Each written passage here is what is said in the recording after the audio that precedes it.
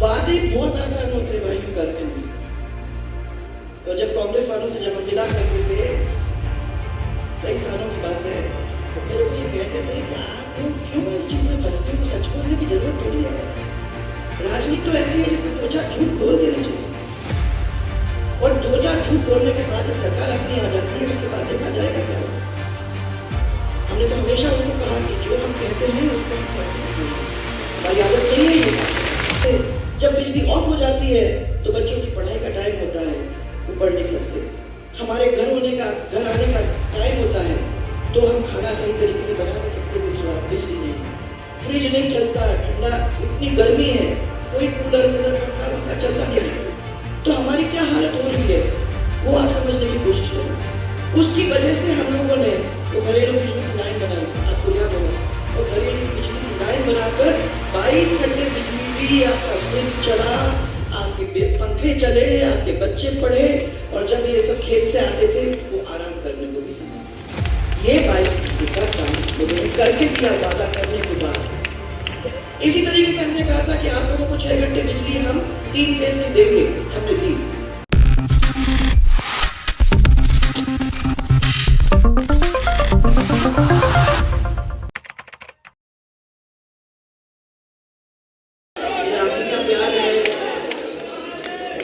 शक्ति देता है कि हम लोग मिलकर आपको, आपके परिवार को, हमारे परिवार को, ये सब जो बैठे हमको अपने आप में उतार कर इस राजस्थान को किस तरीके से सही रास्ते पे सबके परिवार को मजबूत करते हुए, सबके क्षेत्र के अंदर आप सब कार्यकर्ताओं को जगह देते हुए ये संकल्प लेकर हम आगे बढ़ना चाहते हैं, जिस संकल्प के साथ हम एक नए राजस्थान की कल्पना फिर से कर सकें। यहाँ उपस्थित हमारे मंच के ऊपर हमारे राष्ट्रीय अध्यक्ष नड्डा जी, हमारे प्रभारी श्री अरुण सिंह जी, हमारे प्रदेश अध्यक्ष श्री जोशी जी, केंद्रीय मंत्री और चुनाव के प्रभारी हमारे श्री प्रहलाद जोशी जी,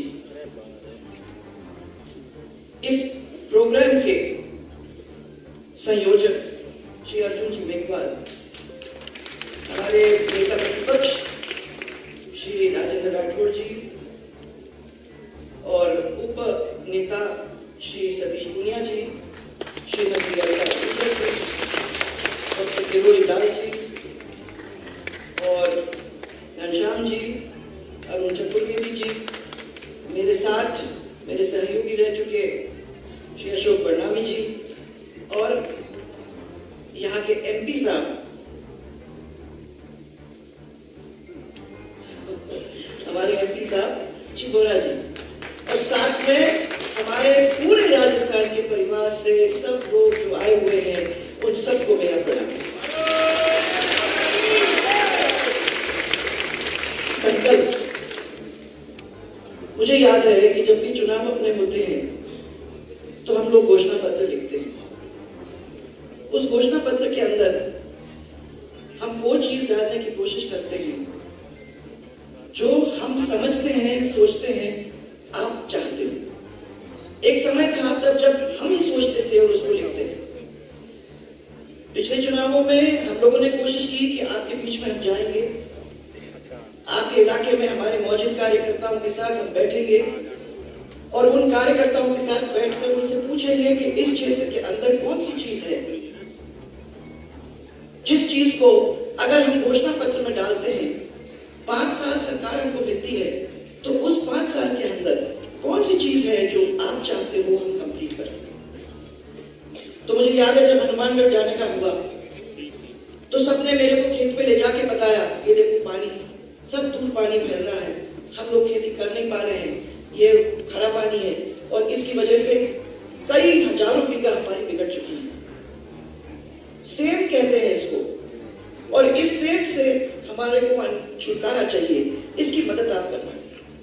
मुझे याद है कि उसको हम लोगों ने अपने घोषणा पत्र के अंदर डालने का काम किया, और आप लोग हनुमानगढ़ के जो भी यहाँ बैठे हुए हैं, आप लोग जानते हो कि हम लोगों ने उसको स्टडी करने के लिए, और जब सरकार अपनी बनी तो करोड़ रुपए वहां लगाकर उस सेम की बीमारी को ठीक करने का काम किया। इसी तरीके से आपके जगह जगह पे हम गए और जहां जहां लोगों ने कहा, जैसे हमारे ईस्टर्न राजस्थान की तरफ जब हम गए, ये तो पूरी कहानी थी सब पूरे डिविजन्स के अंदर, परंतु जब ईस्टर्न राजस्थान में गए तो ईस्टर्न राजस्थान वालों ने कहा कि हमारे यहाँ तो बिजली की बहुत हालत खराब है। ऐसा इलाका है जहां रोड भी नहीं बने, जहां इतने सालों से कोई आता भी नहीं है देखने को। ये मानते हैं कि एक ऐसा इलाका है जहां हमको किसी चिंता करने की जरूरत ही नहीं है। यहां अगर आप रोड बना दो, यहां अगर बिजली दे दो, यहां अगर पानी दे दो, तो पहली बार ऐसा होगा। और ये क्षेत्र आपका ऋणी ही नहीं, ये क्षेत्र फिर आपका अपने आप को आपका परिवार जैसे मानेंगे। यहाँ वो भी बैठे होंगे। मुझे याद है कि सपोट्रा के अंदर मुझे कहा कि रोड क्यों बना रहे हो। मैंने कहा सपोट्रा के लोग जुड़ेंगे कैसे जब आपने मांग की है, और अगर हमने वहां रोड बना दिया तो कल वहां के लोग भी तो सोचेंगे कि कोई और है जो हमारे बारे में सोचता है। यहाँ खाली बदमाशी करने के लिए अकेले नहीं बनता, यहाँ काम करने के लिए भी अकेले बनता है। सपोट्रा का रोड बना, गंगापुर से निकला पानी, हम लोगों ने कोशिश की बामनवास तक वहां पहुंचाया, आके वहां बावली में पहुंचा जहां बावली में था ही नहीं पानी इतने सालों से। ये बहुत सारे इलाकों के अंदर पानी जब पहुंचा तो लोगों ने कहा कि वाकई में भारतीय जनता पार्टी ने जो उसके अंदर लिखा था वो करके हमको दिया। वादे बहुत आसान होते हैं भाइयों करने में। तो जब कांग्रेस वालों से जब हम मिला करते थे, कई सालों की बात है, तो मेरे को ये कहते थे कि आप लोग क्यों इस चीज में फंसते हो, सच बोलने की जरूरत थोड़ी है। राजनीति तो ऐसी है जिसमें दो चार झूठ बोल देने चाहिए, और दो चार झूठ बोलने के बाद जब सरकार अपनी आ जाती है उसके बाद देखा जाएगा क्या होगा। हमने तो हमेशा उनको कहा कि जो हम कहते हैं उसको हम करके दिखाएंगे, हमारी आदत नहीं है ये बात। और आप लोग सब अच्छी तरह से जानते हो कि जब हमने आपको उस समय कहा कि हम बिजली लाके आपको देंगे, तो पहली दफा राजस्थान के अंदर बिजली का डिविजन हुआ और घरेलू बिजली 22 घंटे तक लोगों को अपने घर के अंदर मिला। वो क्यों मिला? वो इसलिए मिला क्योंकि हमने अपनी माता बहनों की आवाज को सुना था। और कहती थी कि ये तो 3 फेज बिजली के अंदर जो जुड़ा हुआ है, उसकी वजह से जब बिजली ऑफ हो जाती है तो बच्चों की पढ़ाई का टाइम होता है, वो पढ़ नहीं सकते। हमारे घर आने का टाइम होता है तो हम खाना सही तरीके से बना नहीं सकते क्योंकि वहां बिजली नहीं, फ्रिज नहीं चलता, ठंडा, इतनी गर्मी है, कोई कूलर पंखा चलता नहीं है। तो हमारी क्या हालत हो रही है वो आप समझने की कोशिश करिए।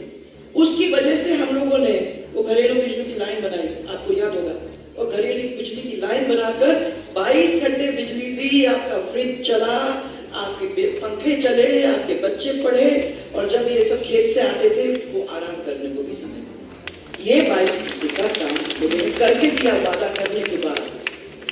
इसी तरीके से हमने कहा था कि आप लोगों को 6 घंटे बिजली हम 3 फेज की देंगे, हमने दी। इसी तरीके से हमने कहा था कि जो 3 horse power, 5 horse power, 7 horse power की जो मोटर्स वगैरह हैं, ऐसे लोगों को हम लोग साल में 10 से 11 हजार रुपया माफ करने का काम करेंगे। और छोटे जो है उसमें तो यही समझो कि इतने में तो पूरा का पूरा आपका बिल पेमेंट हो जाता है। तो जो लोग, गरीब लोग जिनको बिजली की जरूरत थी और जो खेत में उसको इस्तेमाल करते थे, 11,000 से ज्यादा उनका बिल नहीं था, उस बिल को माफ करने का हम लोगों ने काम किया। फिर मेरे पास, मुझे याद है जब हम लोगों को लिख रहे थे घोषणा पत्र, उस समय जब बात कर रहे थे आप लोगों से, तो सब लोगों का कहना था कर्जा माफ। याद है? कर्जा माफ। मैंने आप लोगों के साथ बैठ के उसको प्लान बनाने का काम किया। हम लोगों ने सोचा इसको कैसे आप तक पहुंचाए, 10,000, 50,000, क्या आप चाहते थे, उस हिसाब से हम लोगों ने कर्जा माफ किया। पर हम जानते थे कि कमर्शियल बैंक का कर्जा माफ हो ही नहीं सकता है। हम लोगों ने अपने बैंकों से करवा कर आपको सर्टिफिकेट देके वो काम करवाया। ये जब आए तो सबसे पहले आप लोग बोले कितने, 1, 2, 3, 4, 5, 6, 7, 8, 9, 10 दिन के अंदर आपका कर्जा माफ हो जाएगा। हम भी जानते थे और मुझे लगता है कि आप में से भी बहुत सारे लोग जानते थे, हो ही नहीं सकता। संपूर्ण कर्जा कैसे माफ हो सकता है सेंट्रल बैंक का, और जो आपके जो कमर्शियल बैंक्स हैं उनके कर्जे माफ कैसे होंगे भाई? किसी ने सोचा? बाद में जब सब हो गया, तब जब मैं उनके पास गई, मैंने कहा क्या? उन्होंने कहा साहब आपका तो कर्जा माफ हो गया था, सोचा हो सकता है।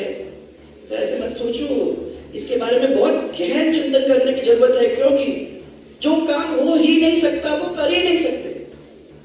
परंतु क्या हुआ कि विकास का काम रुक गया।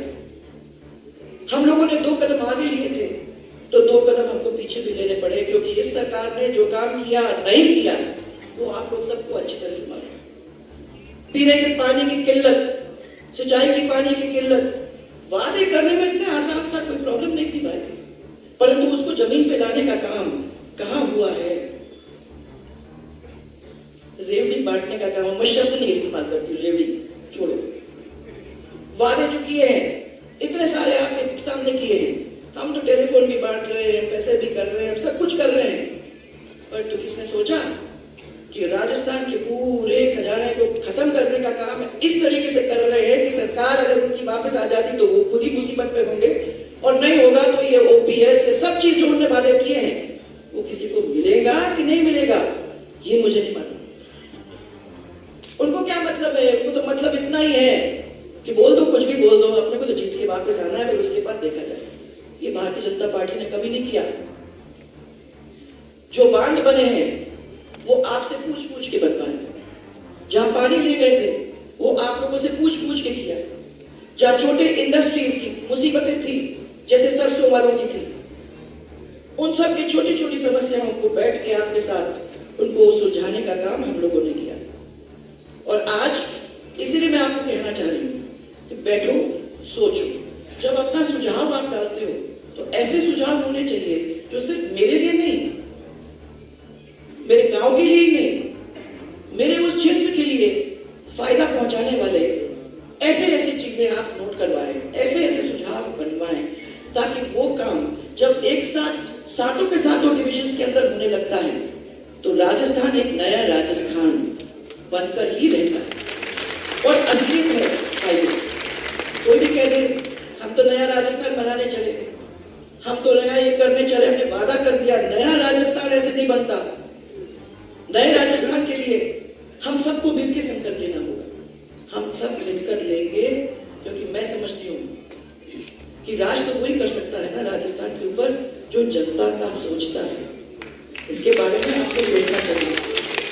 कभी कोई सोचे कि मैं तो राजा बन गया, तो वो राजा नहीं बनता जब तक वो प्रजा की आंखों के अंदर नहीं देखता, जब तक एक प्यार का धागा उसके साथ नहीं बनता, जब तक उसकी माता बहन और परिवार उनके साथ नहीं जुड़ती, जब तक उनको सबको विश्वास नहीं होता कि ये मेरे लिए आंसू बहाएंगे नहीं, ये मेरे लिए मेहनत करेंगे, ये खून के आंसू डालेंगे, ये मेरे लिए भागेंगे दौड़ेंगे, वो लोग हैं जिनको ये विश्वास देने के लिए तैयार बैठे। और आज मेरा आप लोगों से ये कहना है, आपने प्यार भी दिया, आपने साथ भी दिया, आपने कभी कमी नहीं रही, और मैं आपको ये विश्वास दिलाना चाहती हूँ कि जब हम लोग मिलकर काम करेंगे तो वो चीज जिसका सपना आप सबने अभी तक देखा है उसको कुछ कदम तक आगे ले जाने का काम करेंगे।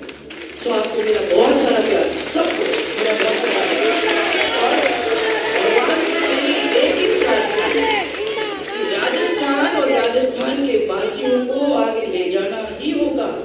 हम सबके प्यार, हम सबकी पूजा, हम सबके प्रार्थना, हम सबके नारियल उसमें बंधे हुए हैं। तो इसलिए सब लोग मिलकर साथ चलेंगे, वो सुझाव देंगे, ऐसे ऐसे अच्छे अच्छे सुझाव देंगे जिससे राजस्थान बनेगा, बदलेगा और विकास के पथ पर अपने कदम को रखेगा। इतना ही कहने के लिए मैं आप लोगों को पूछ रही हूँ।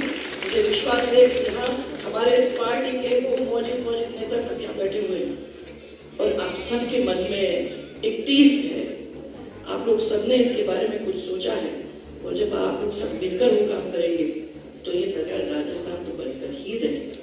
मेरा बहुत सारा आपको प्यार और एक नारा राजस्थान के नाम पे, जय जय राजस्थान, जय जय राजस्थान। वो नया राजस्थान बनेगा और हमारे परिवार को आगे ले जाने का काम होगा। इसी के साथ मैं विश्वास करती हूँ कि हमारे यहाँ बैठे हुए हैं अम्बेडकर जी, सही है, आप आगे चलते जो ये लोग और जो ये घोषणा सबकी विश्वास, इन सब का एक किस्म से सुझाव क्या, आपका विश्वास और आपका प्यार उसके अंदर बना हुआ होगा। और हम सब उनको विश्वास ये दिलाना चाहते हैं कि हमारा घोषणा पत्र जो होगा वो उनके काम के लिए समर्पित है।